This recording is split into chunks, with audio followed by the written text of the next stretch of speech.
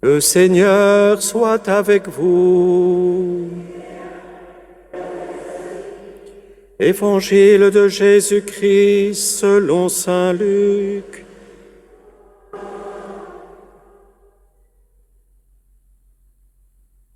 En ce temps-là, tandis qu'il faisait route vers Jérusalem, Jésus traversait villes et villages en enseignant.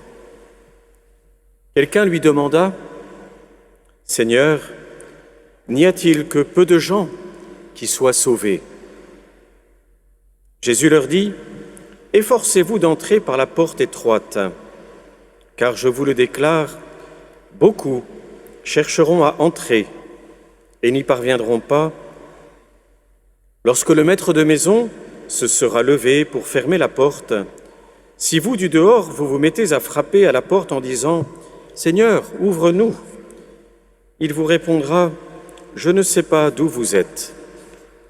Alors vous vous mettrez à dire « Nous avons mangé et bu en ta présence, et tu as enseigné sur nos places ». Il vous répondra « Je ne sais pas d'où vous êtes. Éloignez-vous de moi, vous tous qui commettez l'injustice ». Là, il y aura des pleurs et des grincements de dents.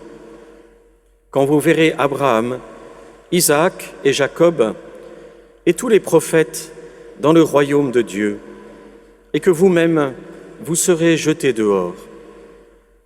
Alors on viendra de l'Orient et de l'Occident, du Nord et du Midi, prendre place au festin dans le royaume de Dieu. Oui, il y a des derniers qui seront premiers et des premiers qui seront derniers.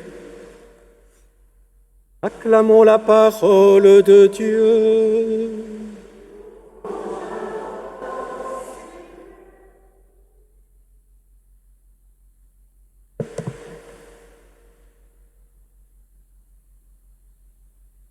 Il faut toujours être attentif quand on pose des questions à Jésus et que Jésus n'y répond pas directement ou semble ne pas y répondre franchement.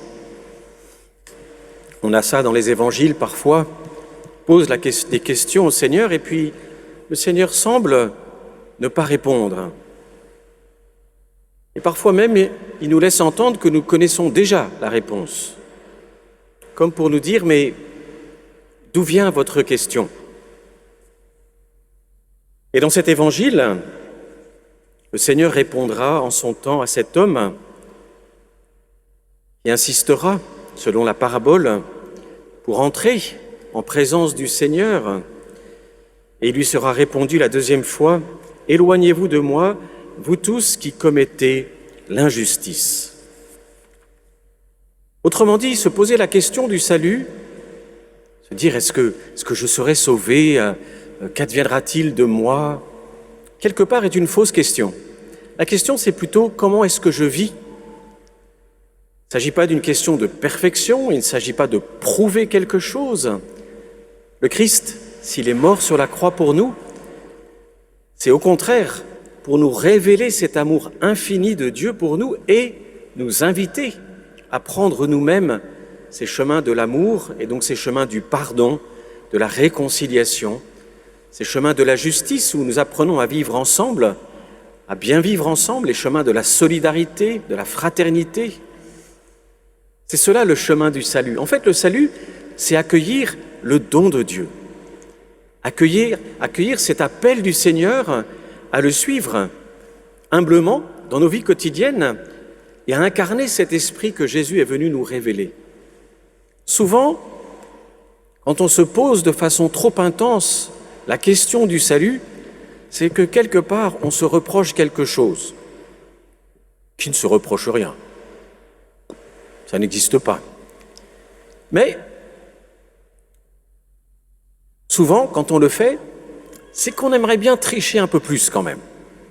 On aimerait bien continuer un peu nos façons de faire un peu bizarres, un peu différentes, un peu tordues parfois, puis se dire quand même, je suis pas un mauvais bougre, une mauvaise bougre, on dit pas ça vraiment en français, mais enfin bon, aujourd'hui on mettait au féminin, donc disons, sûrement que je devrais pouvoir m'en sortir. Et c'est là que le Seigneur est farouche dans la parabole, c'est par rapport à la duplicité du cœur.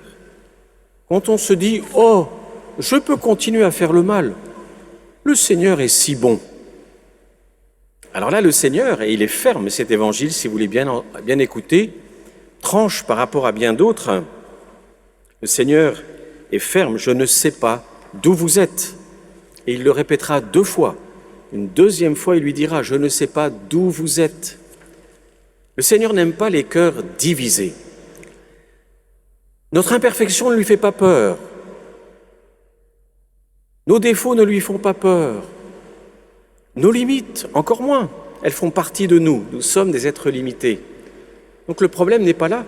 C'est vraiment, de tout notre cœur, humblement, avec tout ce que nous sommes, de répondre à son appel. Et ça nous donne une grande liberté. Parce que bien souvent, nous sommes scrupuleux.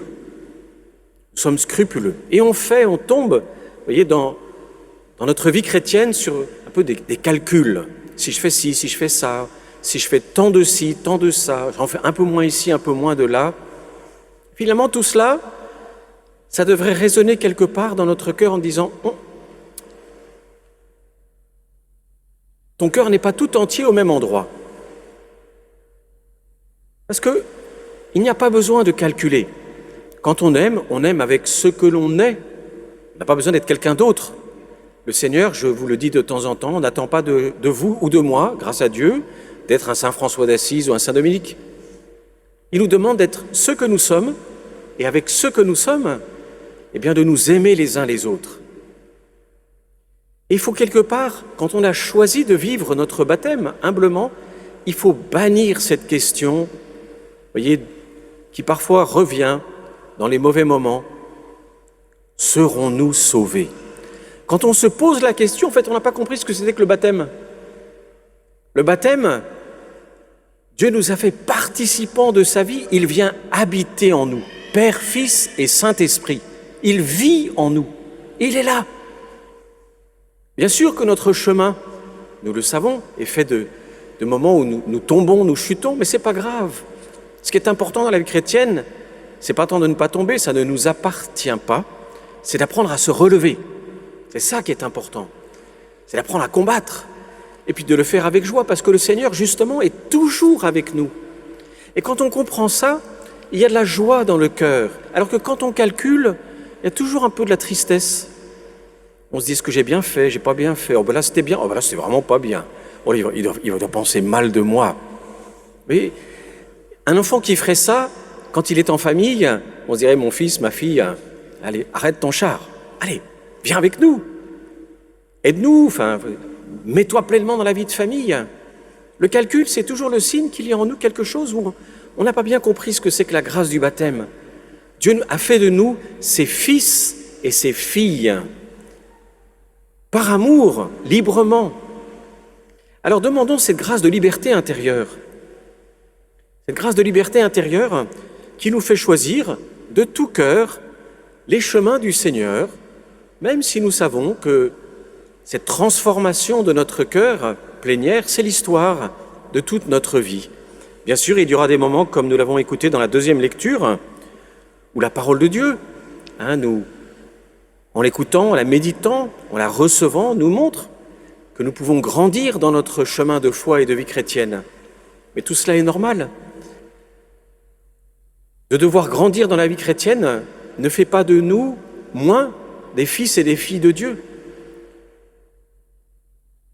Alors que le Seigneur nous aide, plutôt que de nous poser souvent des questions qui sont superflues et qui montrent que nous nous sommes quelque part décentrés pour un instant, peut-être pour un moment, de ce regard d'amour du Christ sur nous, demandons la grâce d'accepter que tout au long de notre vie, nous allons grandir.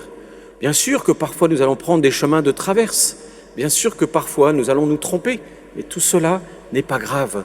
Ce qui importe, c'est de sans cesse, avec le cœur, revenir vers le Seigneur.